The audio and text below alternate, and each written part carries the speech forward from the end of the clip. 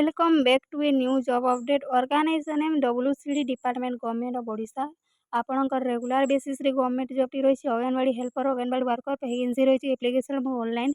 All Odisha candidate female candidate apply କରିପାରିବେ। Place of posting panchayat village. ନିଜ ଭିଲେଜ୍ରେ ଆପଣଙ୍କର ପୋଷ୍ଟିଂଟା ରହିବ। ଡିଷ୍ଟ୍ରିକ୍ଟ ୱାଇଜ୍ ଡିଫରେଣ୍ଟ ଡେଟ୍ ରହିଛି। ଜେଣ୍ଡର ଫିମେଲ୍ କ୍ୟାଣ୍ଡିଡେଟ୍ ଆପ୍ଲାଏ କରିପାରିବେ। 12th pass arts science commerce ଯେକୌଣସି ଷ୍ଟ୍ରିମ୍ ଦେଖନ୍ତୁ।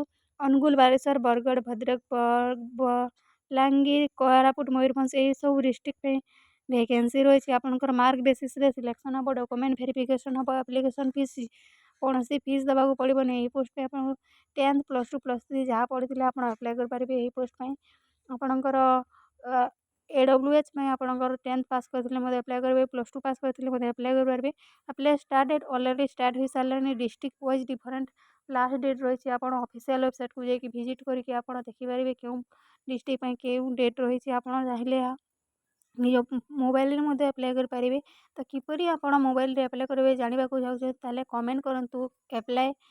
How to apply. ଆମେ ଆପଣଙ୍କ ପାଇଁ ଗୋଟେ ନୂଆ ଭିଡ଼ିଓ ଅପଲୋଡ଼ କରିବୁ ଯେଉଁଥିରେ ଆପଣଙ୍କୁ ସମ୍ପୂର୍ଣ୍ଣ ଗାଇଡ଼ କରାଯିବ କେମିତି ଆପଣ ଆପ୍ଲାଏ କରିବେ। ନିଜ ଡିଷ୍ଟ୍ରିକ୍ଟରେ କିପରି ନିଜ ଭିଲେଜରେ କିପରି ଜବ୍ ପାଇବେ ତାହା ସବୁ ପ୍ରୋସେସ୍ରେ କୁହାଯିବ। ତ ପ୍ରଥମେ ଆପଣ ଇଣ୍ଟରେଷ୍ଟେଡ୍ କ୍ୟାଣ୍ଡିଡେଟ୍ ଫାଷ୍ଟ ଲଗ୍ଇନ୍ ଲିଙ୍କରେ କ୍ଲିକ୍ କରିବେ ଓ ତାପରେ ଆପଣ ଲଗ୍ଇନ୍ ଲିଙ୍କରେ କ୍ଲିକ୍ କଲା ପରେ ଆପଣଙ୍କର ରେଜିଷ୍ଟ୍ରେସନ୍ କରିବେ। ରେଜିଷ୍ଟ୍ରେସନ୍ କରିସାରିଲା ପରେ ଆପ୍ଲିକେସନ୍ ଫର୍ମକୁ ଡାଉନଲୋଡ଼୍ କରିବେ ଓ ତାକୁ ଆପଣ ବ୍ଲକ୍ ଅଫିସରେ ସବମିଟ୍ କରିବେ।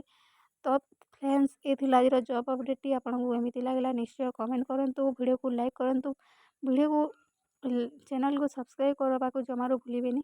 Thank you so much for watching. Jai Jagannath.